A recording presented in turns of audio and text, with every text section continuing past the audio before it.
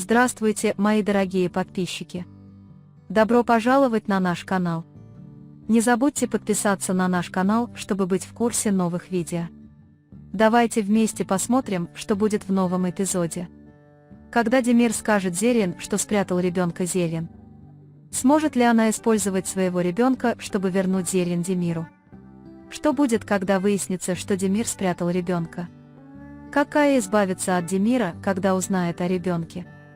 Как отреагируют Джихан и Аля на то, что они уйдут рука об руку, хотя суд вынесен в пользу Барана?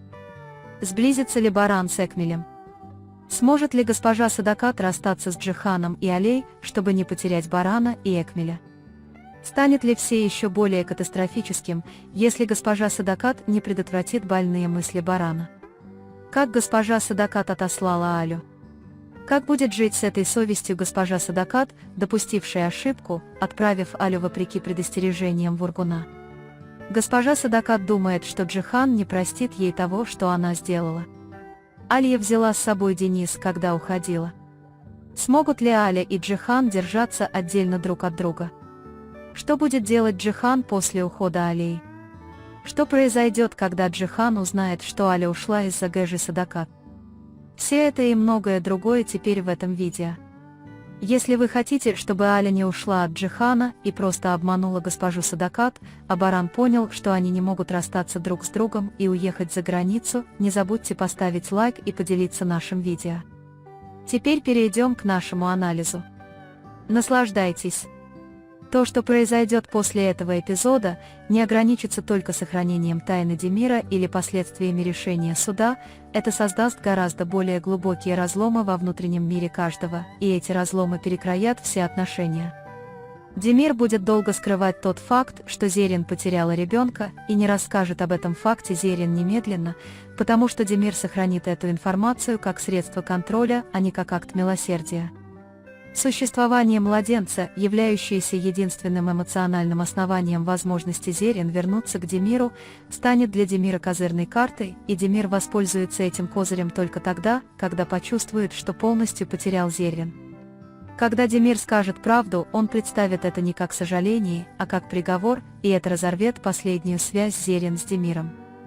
Зерин не будет использовать своего ребенка, чтобы вернуться к Демиру, напротив, когда она поймет, что Демир превратил ребенка в инструмент, она будет держаться от него на гораздо более жесткой дистанции. Открытие о том, что Демир спрятал ребенка, вызовет большой моральный крах в особняке, все будут видеть в Демире не только тирана, но и человека, узурпировавшего жизнь, и вся легитимность Демира будет разрушена. Когда Кая узнает правду о ребенке, она не только выступит против Демира, она осудит его в глазах всех, и Демиру больше не будет места в этом мире. В этом процессе то, что происходит на фронте Джихана и Альи, будет происходить гораздо тише, но гораздо более разрушительно. Когда суд вынесет решение в пользу Барана, на бумаге это решение будет выигрышем, но для Барана станет настоящей потерей, когда Джихан и Аля возьмутся за руки и покинут зал суда.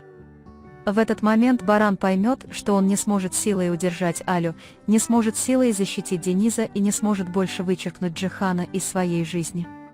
Это осознание приблизит Барана к Экмелю, но это будет не любовь, это будет попытка заполнить пустоту. Госпожа Садакат же подумает, что воспользуется этим сближением, чтобы успокоить Барана и поддержать порядок, разлучив Джихана и Алю. Когда госпожа Садакат прогонит Алю, она сделает это не во зло, а во имя порядка, но это желание навести порядок превратится в ее самый большой грех. Отослать Алю, несмотря на предупреждение Вургуна, будет решением, которое госпожа Садакат никогда не сможет оправдать в своей совести. Когда Аля уйдет, она заберет с собой Дениза, потому что она не оставит Денис во тьме Барана, напряжение в этом доме и этой войне.